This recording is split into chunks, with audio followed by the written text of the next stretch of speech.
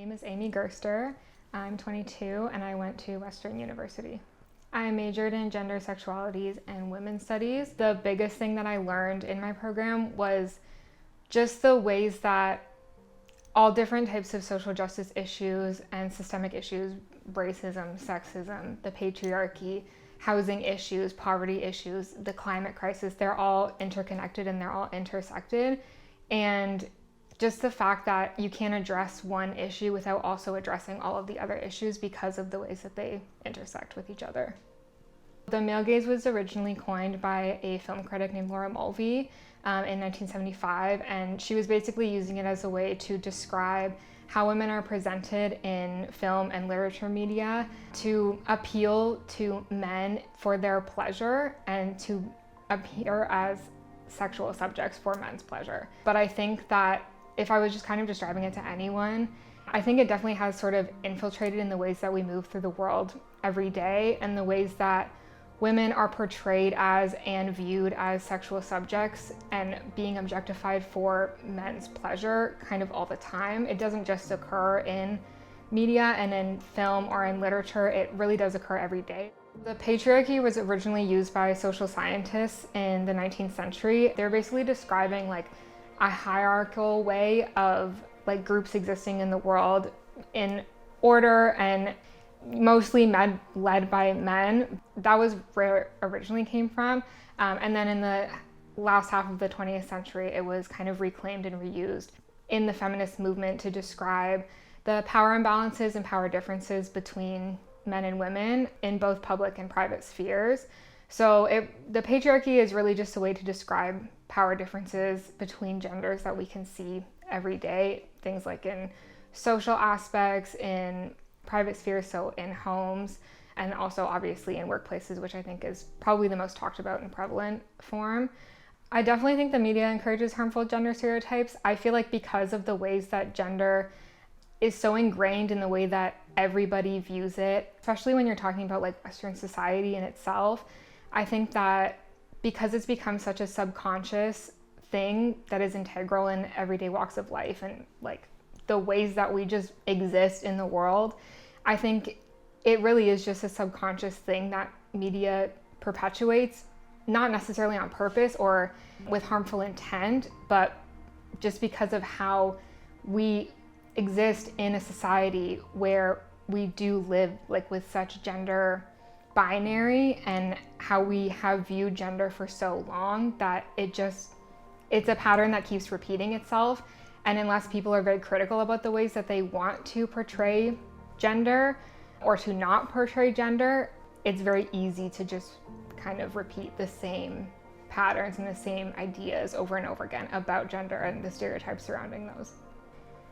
I definitely think that sexual harassment in the workplace more often than not is dealt with in not a very good manner.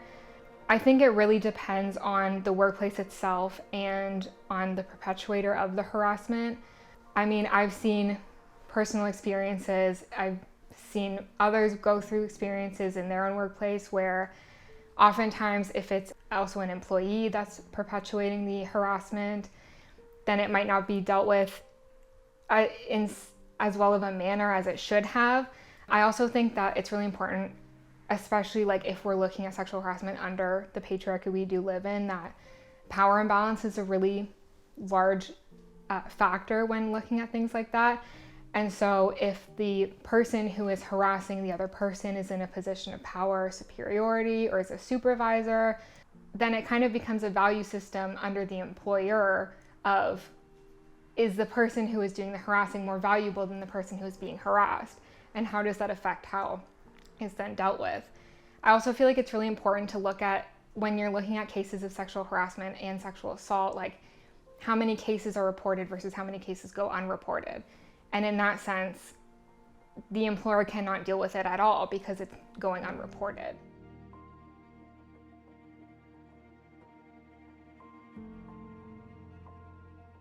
If like the harassment is coming from someone outside of the workplace, but it's occurring within the workplace, then it might be dealt with a little bit more timely because the employer has no relation to that person.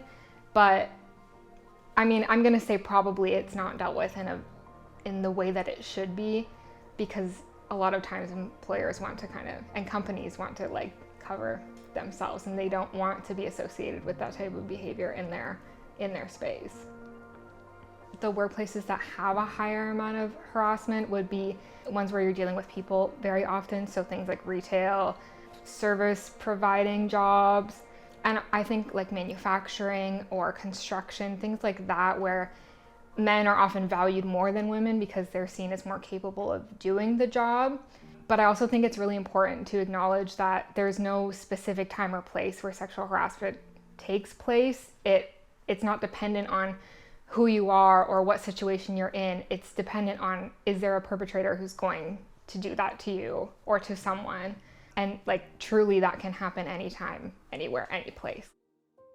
I think when you're talking about living in a world where there's no men who do bad things to women talk about the fact that they would take walks at night just because they can, or they would take public transit because they feel safe enough to, or they would wear whatever they want, what they feel comfortable in, what makes them feel beautiful. We have never known that, and we probably will never know that, at least not in our lifetime. But it is something to consider when you're looking at the ways that women filter themselves throughout their life because of fear, and how they have to calculate every move that they make because of the fear of being unsafe, or they could be in a situation that is unsafe.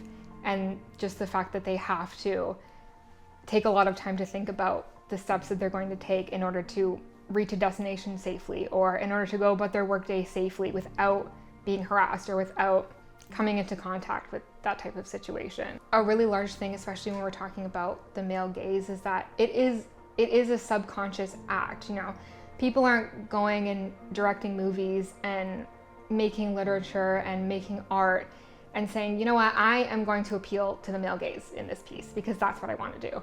It's the subconscious way that we perceive women, and that women often are portrayed, or even portray themselves sometimes, without doing it purposefully or without doing it with a harmful intention. It's just the way that we know, and it's what we know of women and what we expect of women. So I think that it's kind of important to be critical in that sense of, if something is harmful, that doesn't mean that the intention is harmful. Sometimes it is, but it's not always. And I think that it's important to kind of be critical of the things that you're subconsciously doing and the ways that you're looking at yourself, at other people, etc.